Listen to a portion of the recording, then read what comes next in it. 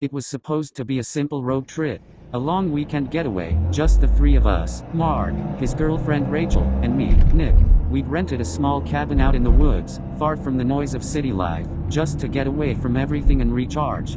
None of us had any reason to think anything would go wrong. We hit the road at dawn, the sun barely peeking over the horizon, casting long shadows through the trees as we sped down the empty highway. Our car hummed steadily along, the occasional whine of the engine breaking the otherwise perfect silence. It wasn't until we reached a stretch of road that I started feeling uneasy. The trees grew thicker on either side of us, and the road narrowed into a single lane. There were no signs of civilization for miles. Not a house, not even a car passing by in the opposite direction. The air inside the car felt heavier, and I couldn't shake the feeling of being watched. "You good, Nick?" Mark asked from the driver's seat, glancing over his shoulder. Yeah, just, this place feels off, that's all," I muttered. Rachel, who was fiddling with her phone, looked up and smirked. "You're always paranoid. We're just in the middle of nowhere." I tried to brush off my growing sense of unease. Maybe it was the isolation getting to me, or maybe it was just the fact that the road ahead seemed to stretch endlessly into nothingness. But it didn't feel right. We pressed on. As we drove deeper into the woods, the sun seemed to disappear behind a thick layer of clouds. It wasn't quite night, but the light was dimming, casting everything in an eerie twilight. The air turned cool and damp, and the faint sound of rain began tapping on the windshield.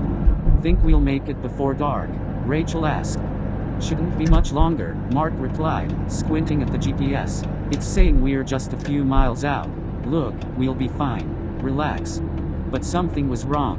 The GPS signal flickered, cutting out and reconnecting every few minutes. And I noticed that the trees on the side of the road weren't just trees anymore. They seemed to have twisted, their branches gnarled and reaching like twisted hands, as if they were trying to grab the car. Then, without any warning, the car's headlights blinked off. I was about to say something when they flickered back on. But this time, they were brighter, almost blinding. I could barely make out the road ahead of us. "Mark, what the hell?" I asked, leaning forward. "I don't know. It's like the whole electrical system's glitching," he muttered, tapping at the dashboard. The headlights went out again. This time, they stayed off.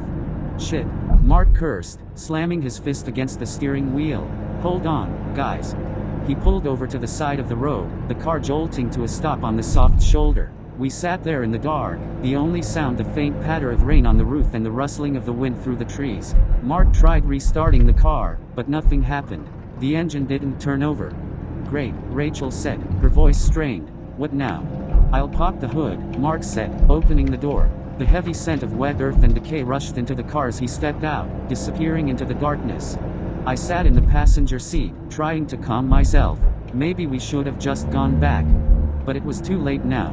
We were stuck. I tried to remember the last time we passed any kind of sign, anything that could tell us how far we were from the nearest town or gas station. It felt like hours had passed since we last saw any signs of civilization. "Mark," Rachel called out, her voice shaking. "Mark, where are you?" There was no response, just the wind. I turned to her. "We need to go out there. He's probably just messing with us, or trying to figure out what's wrong." She didn't look convinced. What if something happened to him? I swallowed hard, glancing at the dark woods outside. We can't just sit here and do nothing. Come on. Together, we opened the car doors and stepped into the wet, cold air.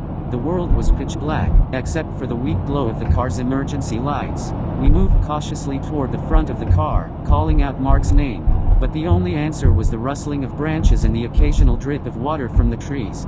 We reached the front of the car. There was no sign of Mark.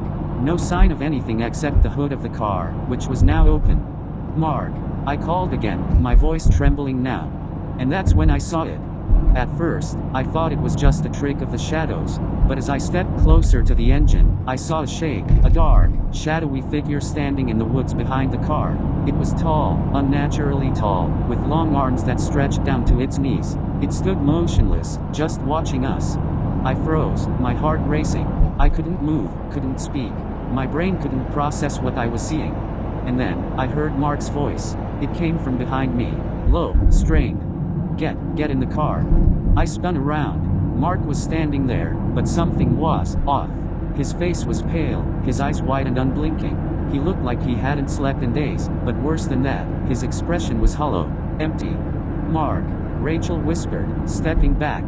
The shadow in the woods didn't move, but I swear it was closer now. It was edging toward us, its eyes glowing faintly in the dark. "Mark, what's happening?"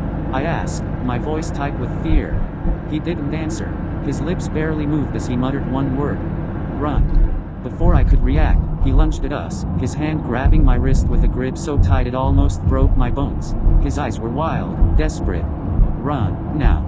In a panic, we yanked away and ran for the car. But when we got inside and slammed the door shut, Mark wasn't with us. He wasn't anywhere. The woods outside the car were still, completely silent, except for the whisper of the wind. Where is he?" Rachel whispered, her eyes wide with terror. I didn't have an answer. I couldn't think. But I could feel it, the presence of something watching us. And in that moment, I knew. Whatever we had driven out to the woods to escape, we had brought it with us.